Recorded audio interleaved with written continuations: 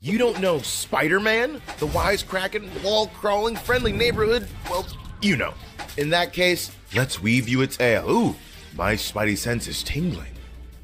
After the death of his parents, Peter Parker was raised by his Aunt May and Uncle Ben in Forest Hills, Queens.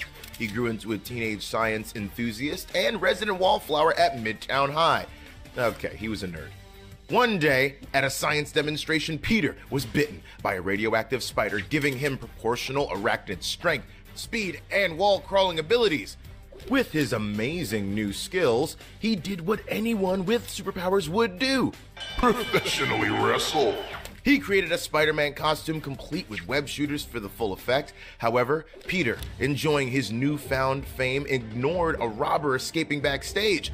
Unfortunately, that same criminal would end up killing his Uncle Ben. Peter vowed to change his ways, remembering his uncle's final words, "With great power, there must also come great responsibility."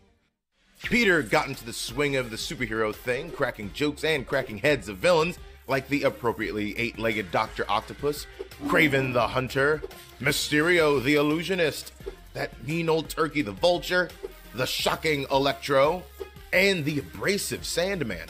In fact, there were so many villains, they formed a whole Sinister Six just to have a fighting chance.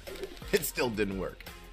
While Spider-Man was saving the day, Peter Parker's confidence and swagger greatly improved. He dated the police captain's daughter, Gwen Stacy, and got to know the most fun girl at any party, Mary Jane Watson. Face it, Tiger, you just hit the jackpot. But Peter Parker still had his own troubles. He got bullied by jerks like Flash Thompson and had to hide his after-school activities from everyone, including his sweet Aunt May.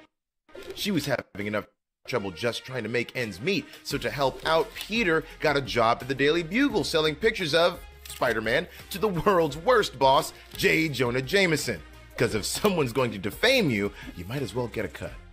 Spidey's villains also became increasingly nasty. In an attempt to get to Spider-Man, Doc Ock killed Gwen's dad, Captain Stacy. Then the bemasked Green Goblin dropped Gwen Stacy off the Brooklyn Bridge, and Peter couldn't save her. This part is sad. You know what? Let's move past this part. No, past this part.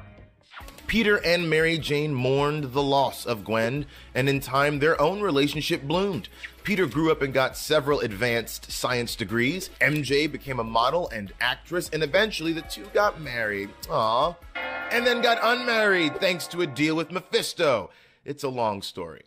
But abnormal is pretty normal for Peter Parker. He's met his own clone, he's been to space several times, and even witnessed a whole Spider Island. And all that is a pretty regular Tuesday.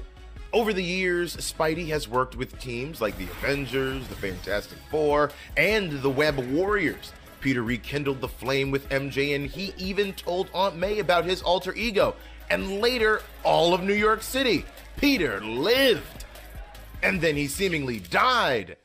Doc Ock took over his body to become the superior Spider-Man. Luckily, Peter found his way back to life, which was a relief because soon after, he had to save the multiverse, the Spider-Verse, with a little help from some spider friends. Okay, a lot of spider friends. Is that a pig? As you can see, old Webhead has done it all, and then some. Now, if he could just get a few minutes to finish his slice, well, the hero's work is never done. And now you do know Spider-Man.